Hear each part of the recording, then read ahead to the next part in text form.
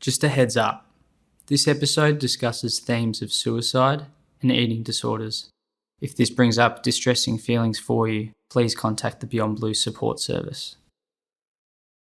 When I was 4, I first started playing violin. I remember practicing for weeks and weeks and getting up on stage. It was the first time that I had a panic attack. My hands were really sweaty. My body became really numb. I didn't really have any conscious control over the song that I was playing. It was just like muscle memory at that point. I was just like autopilot. I got off stage and I remember meeting the adjudicator and I had done well, but I don't really remember too much of it. No one could really tell.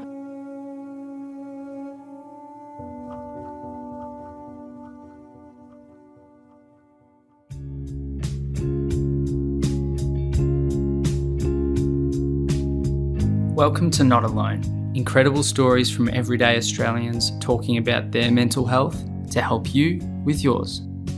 This episode is about measuring up to impossible standards and the masks we put on to try and get there.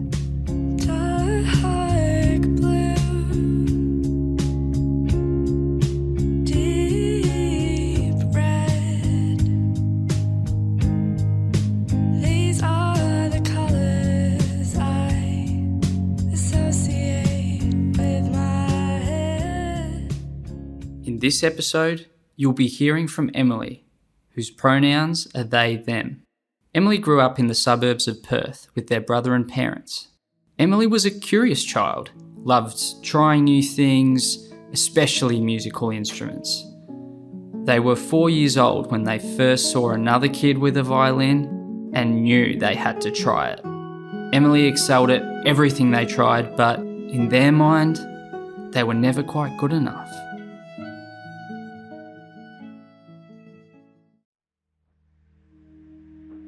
When I was younger, I think I was very bubbly but reserved, very, very well behaved, very friendly, very polite, very much just panicking on the inside all the time though. I was just constantly bombarded by these really anxious thoughts, very self-critical. I remember I would just pick up the tiniest comment that anyone would make, but I would carry it along with me.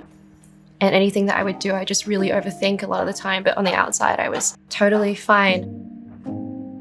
High achieving in school, did all of the hobbies, all the sports. It came off as happy and no one could really tell anything was wrong, but was kind of just coping.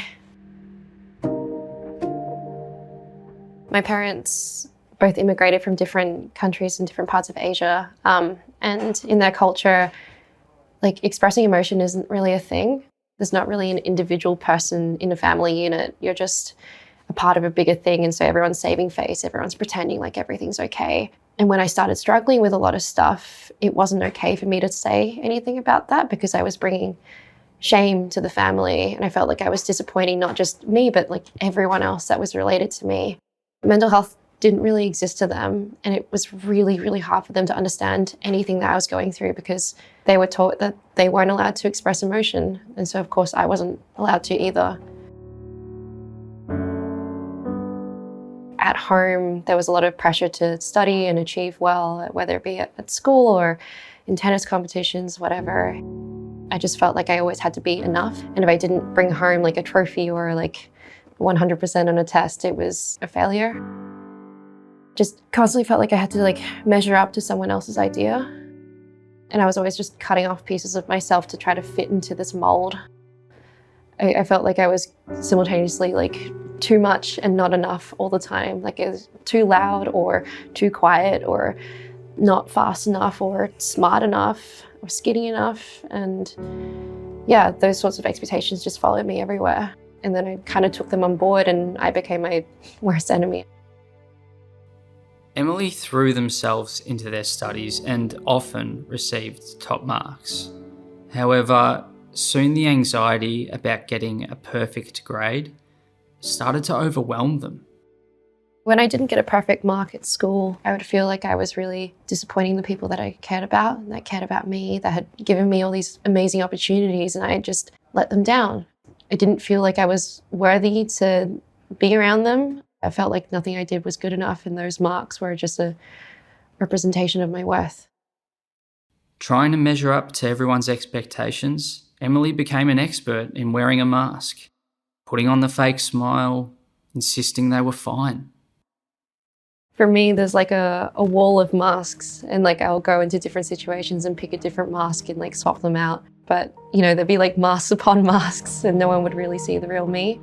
I always had to pretend to be someone else, whether it be the very quiet, studious kid or the very like out there drama kid or the competitive sport kid. I couldn't just be me in all those situations. I had to be like one specific facet of myself and had to present in a way that was convenient or rewarding, and wasn't allowed to just bring all parts of myself into that. It was just, too much. And I think that's the hardest thing I've ever learned to do, is how to take off that mask. And it's terrifying. These days, even sometimes when I'm not wearing the mask and I know that I'm safe, I'm still scared that someone will tell me that I'm not allowed to just be me. Eventually, the pressure from parents, from school, but mostly from themselves, became too much. Emily was diagnosed with anxiety and depression, but struggled to connect to any support. Emily felt trapped, completely alone, with no way out. It was so weird experiencing anxiety and depression at the same time, because my depression made me want to stay in bed all the time, but my anxiety would just make me so anxious about not doing anything. Or I want to sleep all the time, but my anxiety would keep me awake with these what if thoughts and just make me very anxious and hyper aware.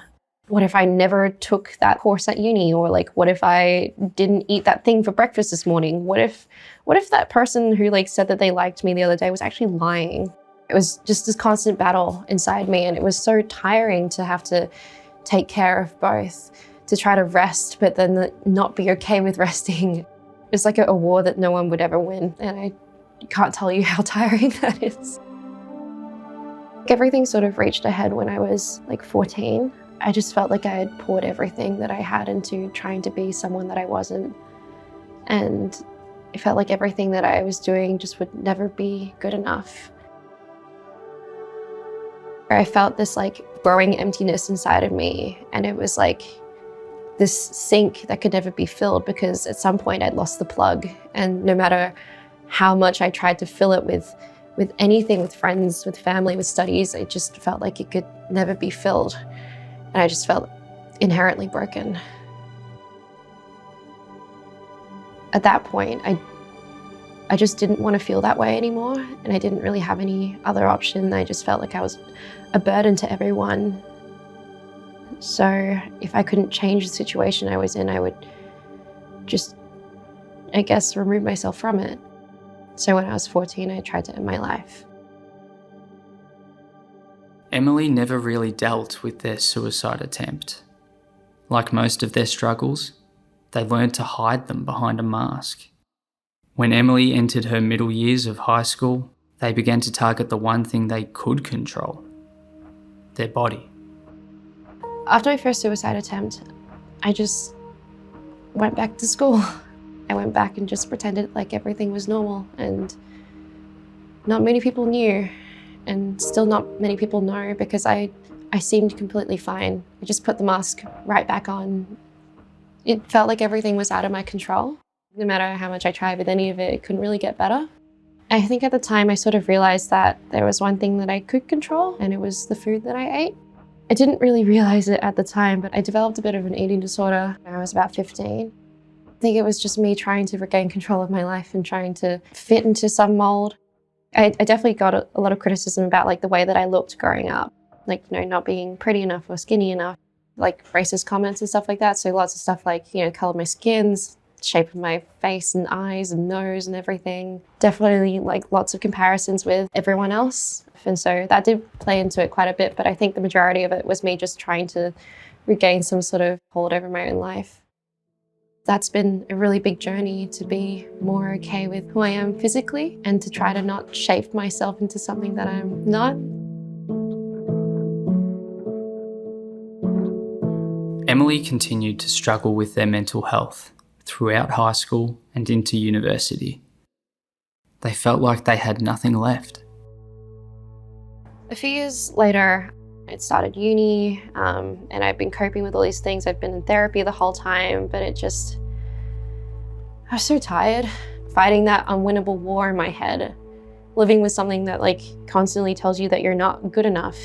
Just ran out of energy and understanding with myself, and I'd lost everything that I could be kind to myself about. So when I was 18, I tried to end my life again.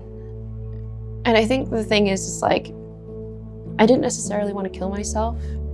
It was just more so I wanted the pain to stop, and I had absolutely no idea of any other way to do that. It just felt like a last resort.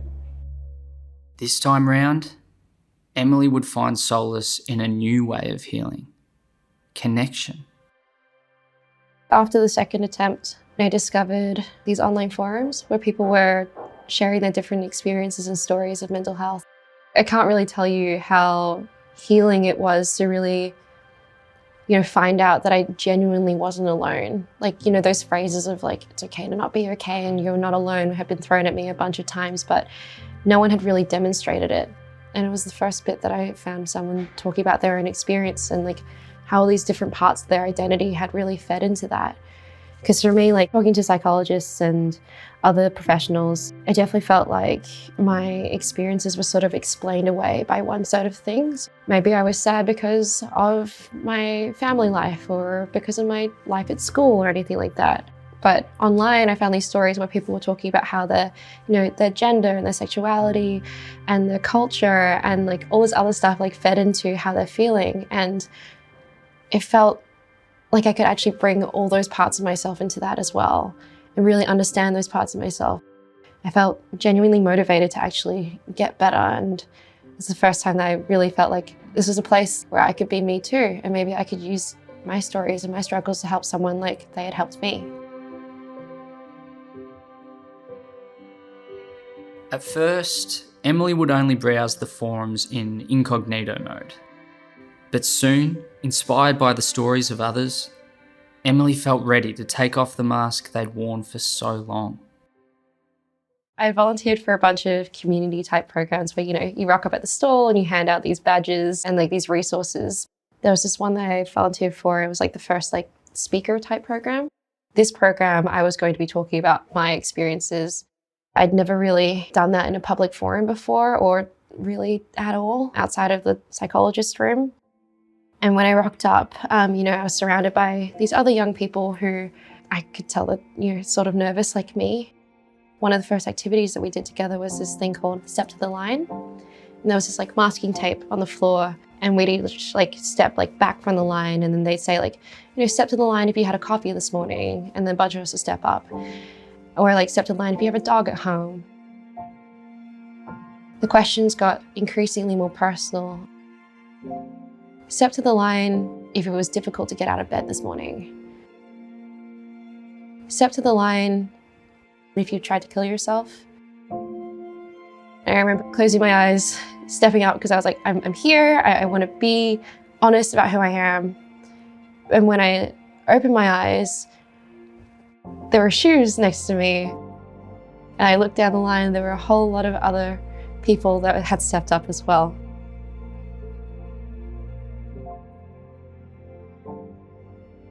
In addition to peer support, Emily now has a psychologist and psychiatrist they connect with really well. But it's the support from a close-knit group of friends that help them get through the hard days. Honestly, the way I like to be supported and the way that my friends and family support me is super non-traditional. I'm a very food-motivated individual, so sometimes they'll send me a cheese toastie via Uber Eats or something. But often it's we'll just have a call and we'll just sit and we don't need to talk about anything.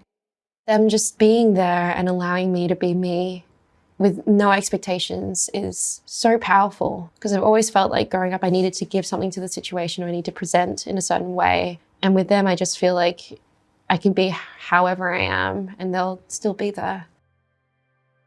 For so long, Emily felt like a disappointment, constantly falling short of their parents' expectations. Finding support that Emily connected with helped them see a way forward, and slowly they found ways to help their parents understand what they were going through. I am proud of myself for coming this far, but I'm really proud of them too, because they've grown so much with me. I remember the first time that my mum just asked me if I was doing okay, and I said that I wasn't, and I just cried with her, and she didn't try to tell me to go for a run or to eat an apple or anything, because I told her that that doesn't work for me. She just let me cry. And that would have been really difficult for her because, she's trying to fix things. And my dad, who is possibly the least emotionally intelligent person that I know, he really tries his best. My mum messaged me at 2 a.m. one point being like, Dad is still up, watching YouTube videos about depression and trying to understand what it's like. And the next day he sent me a YouTube link to a video of bipolar, which I don't have. And he's like, is this what you go through? And I'm like, not quite, but it's so nice that you're trying. Now in their mid-20s, Emily is still discovering who they are, but is enjoying the journey. Emily moved out of home and now finds joy living independently and making their own rules.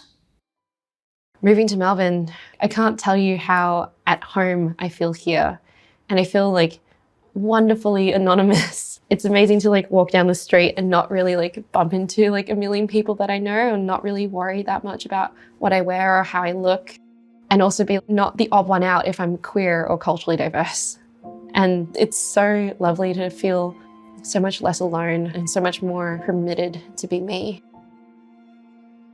It's kind of odd to be continually discovering who I am, but it's also really nice. It's not like I didn't know who I was, but I think I definitely prioritized shaping myself into something that I wasn't. And now I can come home to myself. I get to finally explore who I am away from all these expectations. And of course I still carry some of them with me, but this is the first time that I've really felt they're not always following me, and I get these brief moments where I get to just be me, and I'm really looking forward to more of those moments.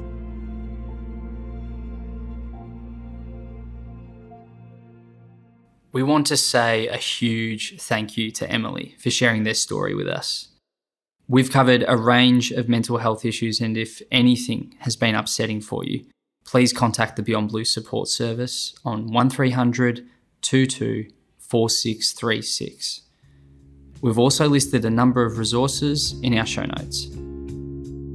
This podcast was recorded and produced on Wurundjeri country, and we pay respect to the traditional owners of the land. Thanks for listening to Not Alone.